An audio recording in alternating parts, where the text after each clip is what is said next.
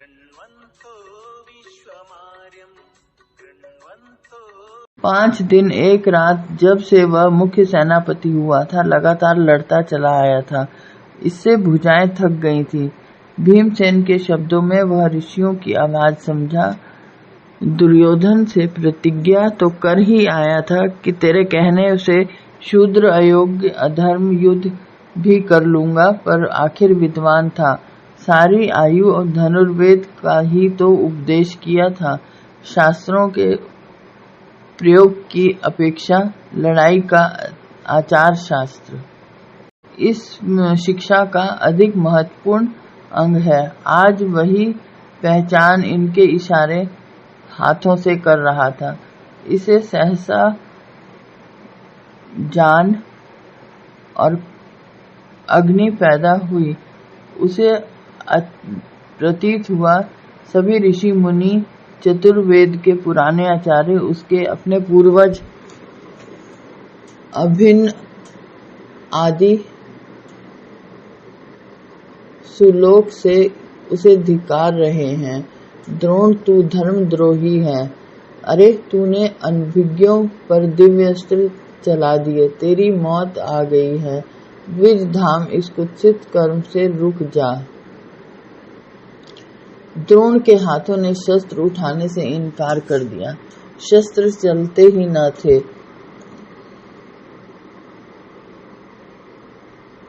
द्रोण वहीं रथ में ही ध्यानावस्थित हो गया।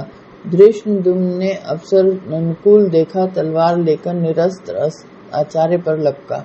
कौरव दल से आवाज उठी, निरास्त्र को मत मार, योगावस्थित को मत मार।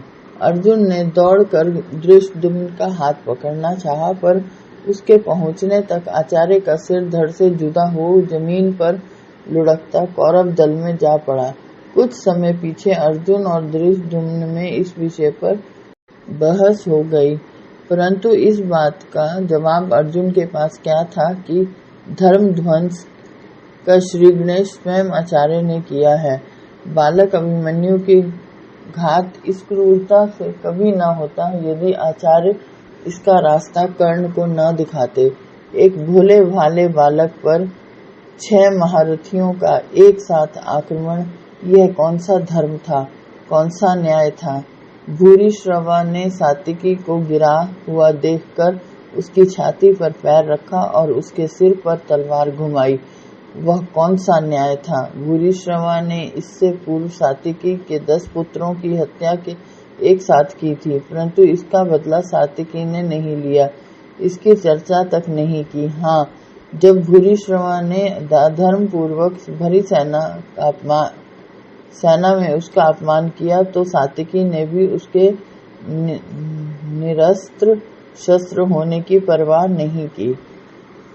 योगावस्थित दशा में ही उसका सिर काटकर फेंक दिया। अर्जुन ने स्वयं अभिमन्यु के वध का लाभ करते हुए कहा था, यदि अभिमन्यु का वध धर्म पूर्वक किया जाता तो उसे रोष न होता।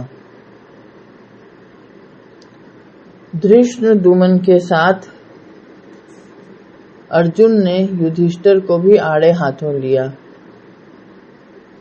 उसने कहा, तेरी वही अकीर्ति होगी जो राम की बाली को छिपकर मारने से हुई। भीम और धृष्टद्युम्न ने इन भर्त्सनाओं का उत्तर दिया। सात्विकी ने तो अर्जुन की बात काटती देख गुरु भक्ति के आवेश में गदा उठा ली और वह धृष्टद्युम्न पर वार करने चला ही था कि श्री कृष्ण ने भीम को बीच बचाव कर देने का इशारा किया।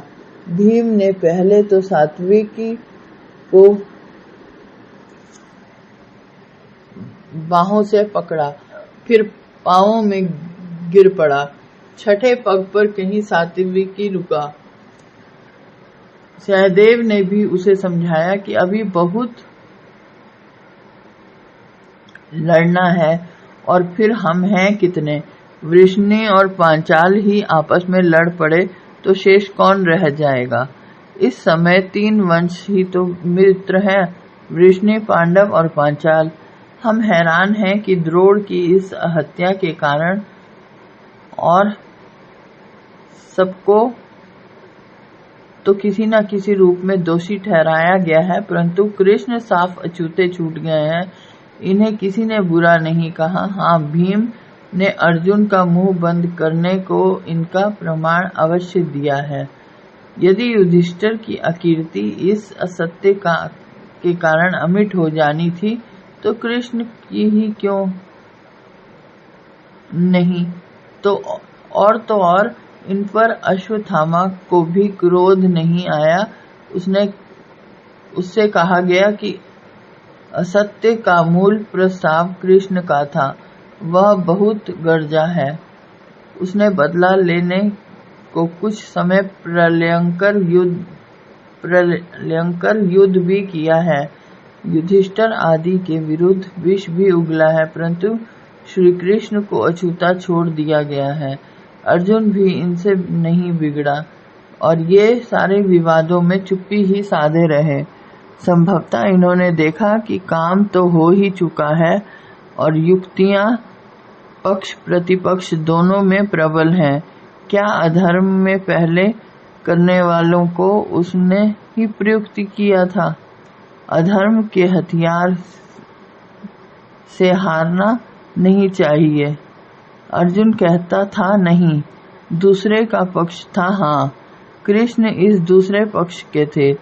इस पक्ष का पोषण युक्तियों से करना, इसकी डोडी पीटना, इसे विवाद का विषय बनाना समाज अथवा व्यक्ति किसी की दृष्टि से भी हितकर नहीं। ऐसा व्यवहार यदि धर्म में हो भी तो आपातकाल में ही धर्म है और आपातकाल का धर्म केवल क्रिया की वस्तु है, उपदेश या व्याख्यान की नहीं। क्रिया में इन्होंने कर्ण तथा दुर्योधन दोनों की हत्या के समय अर्जुन को अपना अनुयायी बना लिया। इसका वर्णन यथासंभव आगे होगा। हमारी दृष्टि में श्री कृष्ण का यह मौन उनकी बुद्धिमत्ता का ही सूचक है।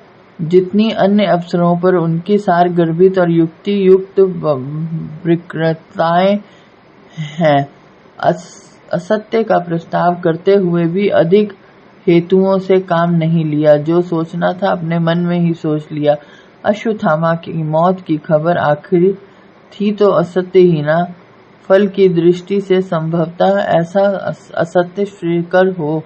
लोक व्यवहार में जो अन्य है संभव है, सूक्ष्म तत्व की दृष्टि से अंततः अहिंसा का साधन होने के कारण वही सुनय हो, परंतु नैतिक तत्वों का ऐसा गंभीर विश्लेषण साधारण व्यवहारिक बुद्धि द्वारा होना, आपातकाल के कर्तव्य का निश्चय आप्त पुरुष 2 ही 4 शब्दों के एक संक्षिप्त आदेश के रूप में कर देता है, उसके हेतुओं की व्याख्या नहीं करता। ऐसे विषयों में तर्क तथा हेतु अन्य के प्रचार के सिवा कुछ काम नहीं देते।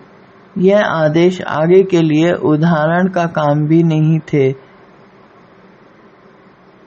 साधारण अवसरों पर साधारणतः ही चलना चाहिए। असाधारण अवसरों के लिए असाधारणतः के निश्चायक असाधारण पुरुष ही हो सकते हैं। भीम के उपयुक्त प्रामाण्य से उस समय श्री कृष्ण की यही आप्त पुरुष की स्थिति थी। ऐसा प्रतीत होता है कि इनका अपना मूक व्यवहार भी इस बात का साक्षी है। अन्य लोगों ने इस नए पर कटाक्ष तो किए हैं, परंतु सीधा इनके सम्मुख कोई नहीं हुआ।